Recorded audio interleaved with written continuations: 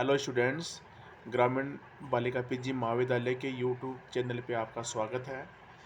तो आज हम टेरिडोफाइटा के बारे में डिस्कस करेंगे।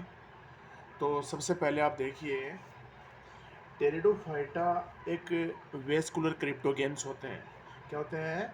वेस्कुलर क्रिप्टोगेम्स होते हैं। क्रिप्टोगेम्स होते हैं।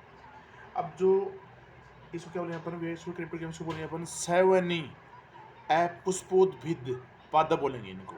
वेस्कुलर मतलब होता है सेवन, और क्रिप्टोगेम्स का मतलब होता है अपुष्पोद्भिद पादप बोलेंगे। इसको क्यों कहेंगे? क्योंकि क्रिप्टो का मतलब होता है हिडन। क्रिप्टो का मतलब क्या होगा? हिडन, छुपे हुए। और गेम्स का मतलब होता है गेमेट्स। गेमेट्स मतलब होता है युग्मक। यानी कि जो टेरिडोफाइट्स होते हैं, इनके अंदर जो गेमेट्स होते हैं वो कैसे होते हैं?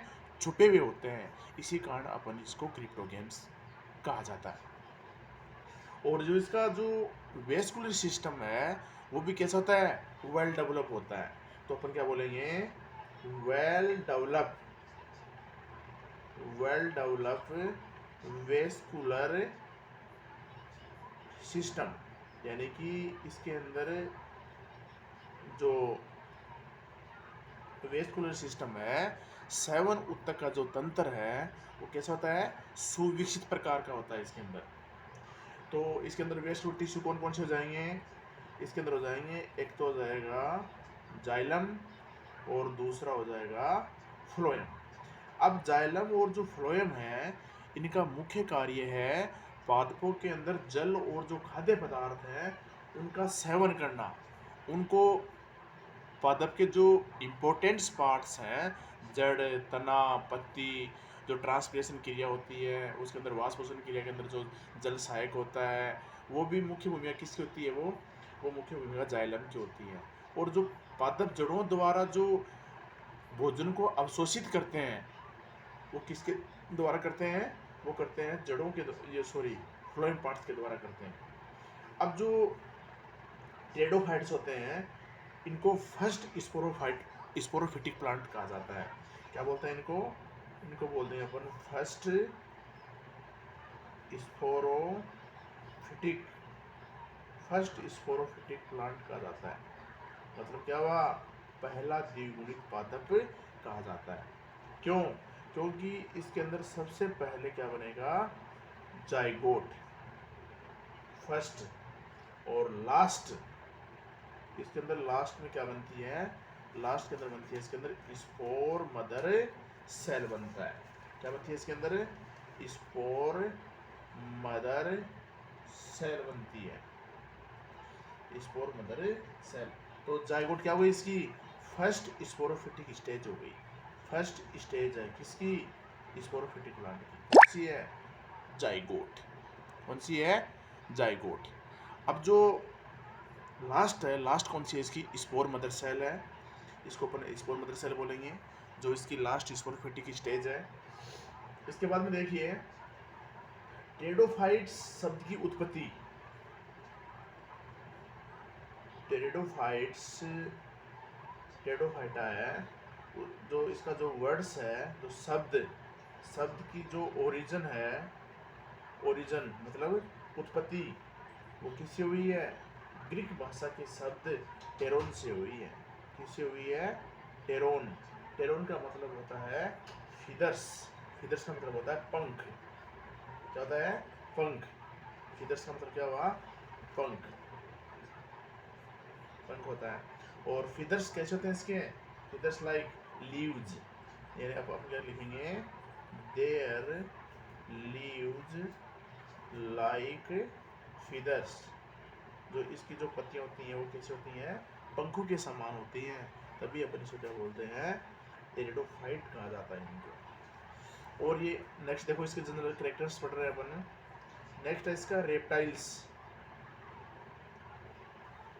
Reptiles, reptiles of plant kingdom. Plant kingdom. यानी कि पादप जगत का इन्हें सरीसृप भी कहा जाता है, रेप्टाइल्स कहा जाता है। क्यों? क्योंकि ज़मीन पर विसर्पी गति करते हैं ये। क्या करते हैं? विसर्पी गति करते हैं, इसी कारण इन्हें रेप्टाइल्स कहा जाता है। नेक्स्ट देखिए, अब इसकी यदि डिस्कोर देखें तो अपन क्या लिखेंगे? Father of pteridology. क्या लिखेंगे अपन? फादर ऑफ टेरिडोलॉजी कौन है? F O Bower. तो टेरिडोलॉजी का फादर किसे कहा जाता है? एफ ओ बोवर को कहा जाता है। और father of Indian pteridology, father of Indian pteridology कौन होगा? एस वीर है। ये इंडियन है। ये क्या है? ये इंडियन। इस कारण इसको अपन क्या बोलेंगे? फादर ऑफ इंडियन टेरिडोलॉजिस्ट कौन है? एस वीर को कहा जाता है। नेक्स्ट देखिए, टेरिडोफाइट्स को फर्स्ट क्या कहते हैं अपन? The first successful plant, the first successful plant, यानी कि पहला सफल पादप। ऐसा कौन सा पादप है जिसने अपना सफल जीवन यापन किया? तो वो कौन सा है? टेरिडोफाइटा है। कौन सा कहलाएगा? टेरिडोफाइटा कहलाएगा। ये इसका जो एरा कौन सा है? इसका काल कौन सा है? ये मिला था आपको पेलियोजोइक काल के अंदर, पेलियोजोइक पीरियड। तो इस कारण इसे टेरिडोफाइट ये कब मिले थे?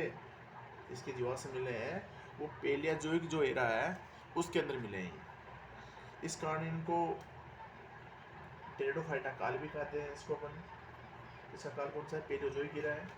नेक्स्ट देखिए, इसे कैरेक्टर्स देखिए, इसके अपन लक्षण देखें तो इसकी जो प्लांट बॉडी है, इसके अपन लक्षण देखें तो लक्षण देखिए इसके कैरेक्टर कौन कौन से इसकी देखिए। इसकी प्लांट बॉडी 3 भागों में है: रूट, स्टेम और लीव्स, जड़, तना और पत्ती। इसका पादप शरीर होता है वो जड़, तना और पत्ती में विभेदित होता है। मुख्य रूप से कहाँ मिलेंगे ये? मुख्य रूप से मिलेंगे ये मॉइस्ट मतलब होता है जहाँ पर नमी। मुख्य रूप से ये मॉइस्ट एंड सेडी, जहाँ पे छाया मिलती है, उन स्थानों पर ये पाए जाते हैं। कौन? टेरिडोफाइट्स पादप होते हैं, वहाँ पर मिलते हैं ये। देख दिया? नेक्स्ट देखो, नेक्स्ट है लीव्स की जो साइज होती है वो छोटी और बड़ी। इनकी जो पत्तियां होती हैं, लीव्स की साइज कैसी होती है? लीव्स की साइज छोटी और बड़ी दोनों प्रकार की होती हैं, जिनको अपन क्या कहते हैं? लघु और बीजाणुपर्ण कहते हैं। जो पत्तियां छोटी होती हैं उनको अपन माइक्रोस्पोरोफिल कहते हैं, लघु बीजाणुपर्ण कहते हैं। और जो पत्तियां बड़ी होती हैं उनको अपन क्या बोलते हैं? मेगास्पोरोफिल कहते हैं। नेक्स्ट देखिए, इनके अंदर सेकेंडरी ग्रोथ होती है। वो क्या होती है? इनके अंदर एब्सेंट होती है, एब्सेंट। एक बार अपन इतना जानते हैं, तो यदि वेस्कुलर बंडल का डायग्राम बनाए तो इसके अंदर हमारे को ये तो क्या मिलेगा? ये तो है जाइलम और ये क्या है? फ्लोएम। और जो बीच के अंदर आपको जो ये दिख रही है ये, इसको बोलते हैं कैम्बियम।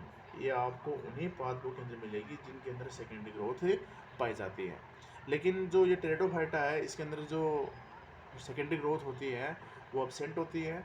उसका मुख्य रीज़न यही है क्योंकि इसके अंदर कैम्बियम क्या होता है? कैम्बियम जो भाग होता है वो क्या होता है? इसके अंदर एब्सेंट होता है। यदि इसका अपन एक्सेप्शन देखें, क्या देखें? एक्सेप्शन देखें तो आइसोटियस है, आइसोटियस। इसके अंदर आपको ये कैम्बियम एब्सेंट मिलेगा इसके अंदर। और नेक्स्ट देखिए, अब इसके अंदर दो प्रकार की बीजाणु धानियाँ उत्पन्न होती हैं, दो प्रकार की बीजाणु धानियाँ उत्पन्न होती हैं इसके अंदर, टू टाइप्स होती हैं। कौन कौन सी? एक तो होती है होमोस्पोरिक और दूसरी होती है हेटेरोस्पोरिक। अब जो होमोस्पोरिक है, इस होमोस्पोरिक के अंदर कौन ओनली वन टाइप स्पोर, केवल एक प्रकार के बीजाणु बनेंगे इसके अंदर। कितने प्रकार के बीजाणु बनेंगे? केवल एक प्रकार के बीजाणु बनते हैं। और जो हेटेरोस्पोरिक है, इसके अंदर आपको दो प्रकार के बीजाणु बनेंगे, two kinds of spore, two kinds of spore. During कब? ड्यूरिंग इन रिप्रोडक्शन, जनन के दौरान इसके अंदर दो प्रकार के बीजाणु बनते हैं। एक तो बनेगा जैसे माइक्रोस्पोर, लघु बीजाणु, और दूसरा लिखो मेगास्पोर, गुरु बीजाणु। ये कहाँ लगेंगे? ये लगेंगे माइक्रोस्पोरोफिल, लघु बीजाणु धानियों पर, और मेगास्पोर लगेंगे मेगास्पोरोफिल, गुरु बीजाणु धानियों पर। यदि जो अपन इसका एग्जांपल देखें, होमोस्पोर है, इसके अंदर केवल एक टाइप के बीजाणु बनेंगे। वो किस में बनेंगे? जैसे एग्जांपल देखें, only one kind of spores during reproduction. Example देखो, एल, पी और ई। एल का मतलब होता है लाइकोपोडियम, और पी का मतलब होता है टेरिस, और तीसरा होता है इक्विसिटम।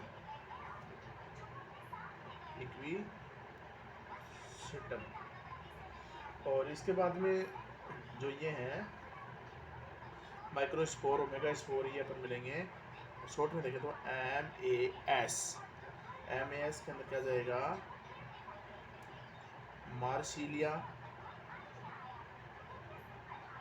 मार्सिलिया, एजोला, और आ जाएगा सिलेजनेला। ये इसके क्या है?